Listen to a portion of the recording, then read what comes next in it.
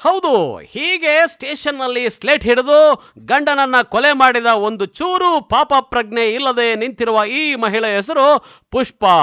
ಇನ್ನು ಮದುವೆಯಾಗಿ ಬಾಳಿ ಬದುಕಬೇಕಾದ ವಯಸ್ಸಿನಲ್ಲಿ ಪರಸ್ತ್ರೀ ಮೋಹಕ್ಕೆ ಬಿದ್ದು ಜೈಲು ಸೇರಿರುವ ಈತನ ಹೆಸರು ದೇವರಾಜ್ ಅಂತ. ಇಬ್ರು ಸೇರಿ ಕಳೆದ ಜನವರಿ 24ರಂದು ಪುಷ್ಪ ಗಂಡ ಅಶೋಕ್ಗೆ ಸ್ಕೆಚ್ ಹಾಕಿದ್ದಾರೆ. ಹೊಸಕೋಟೆ ತಾಲೂಕಿನ ಸೂಲಿಬೆಲೆ ಸಮೀಪದ ಸಿದ್ದೇನಹಳ್ಳಿ ಗ್ರಾಮದ ಊರ ಹೊರಗೆ ಅಪಘಾತ ಆದ ರೀತಿಯಲ್ಲಿ ಅಶೋಕ್ನ ಮೃತದೇಹ ದೊರೆತಿತ್ತು. ದೇವರಾಜ್ ಅಶೋಕ್ಗೆ ಕರೆ ಮಾಡಿ ಸಂಜೆ ಬಿಯರ್ ಪಾರ್ಟಿ ಮಾಡೋಣ ಬಾ ಕೆರೆಗೆ ಅಂತ ಕರೆದಿದ್ದಾನೆ. ಆಗ ಅಶೋಕ್ ನನಗೆ ಒಂದೇ ಒಂದು ಬಿಯರ್ ಸಾಕು ಎಂದಿದ್ದಾನೆ. ಯಾಕೆ 3 ಬಾಟಲ್ ಕೊಡಿಸ್ತೇನೆ ಎಂದು ಹೇಳಿ ಕೆರೆಗೆ ಕರೆಸ್ಕೊಂಡಿದ್ದಾನೆ. ಮೊದಲೇ ಪ್ಲಾನ್ ಮಾಡಿಕೊಂಡಂತೆ ಕೆರೆಯಲ್ಲಿ ಬಿಯರ್ ಕುಡಿಯೋ ವೇಳೆ ರಾಡ್ನಿಂದ ತಲೆಗೆ ಹೊಡೆದು ಕೊಲೆ ಮಾಡಿದ್ದಾರೆ.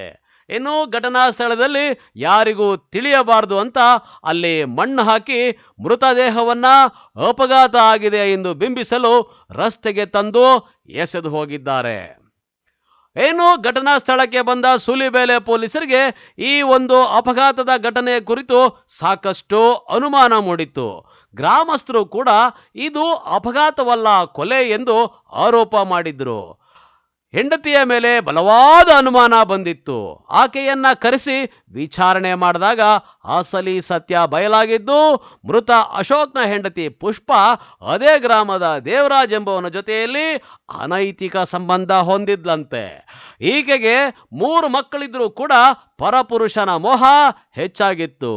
ಅಲ್ಲದೆ ಅಶೋಕ್ ಪೇಂಟಿಂಗ್ ಕೆಲಸ ಮಾಡಿಕೊಂಡು ಕುಟುಂಬ ನಿರ್ವಹಣೆಗೆ ಹಣ ಸಾಕಾಗ್ತಾ ಇಲ್ಲ ಅಂತ ರಾತ್ರಿ ವೇಳೆ ಸೆಕ್ಯೂರಿಟಿ ಕೆಲಸಕ್ಕೂ ಹೋಗ್ತಾ ಇದ್ದ. ಇನ್ನು ಕುಡಿದ ವೇಳೆ ಹೆಂಡತಿಯನ್ನ ಹೊಡೆದು ಬಡ್ದು ಬೈತಾ ಇದ್ನಂತೆ. ಹಾಗಾಗಿ ಪುಷ್ಪ ಗಂಡನನ್ನ ಮುಗಿಸಿ ದೇವರಾಜ್ ಜೊತೆಯಲ್ಲಿ 2ನೇ ಮದುವೆ ಆಗಲು ತೀರ್ಮಾನಿಸಿದ್ದಾಳೆ. ಹಾಗಾಗಿ ಪ್ರಿಯಕರನ ಜೊತೆಯಲ್ಲಿ ಸೇರಿ ಗಂಡನನ್ನ ಕೊಲೆ ಮಾಡಿ ಅಪಘಾತ ಆಗಿದೆ ಎಂದು ಬಿಂಬಿಸಿದರೆ ಯಾರಿಗೂ ಅನುಮಾನ ಬರಲ್ಲ ಎಂದು ಪ್ಲಾನ್ ಮಾಡಿದ್ದಾಳೆ.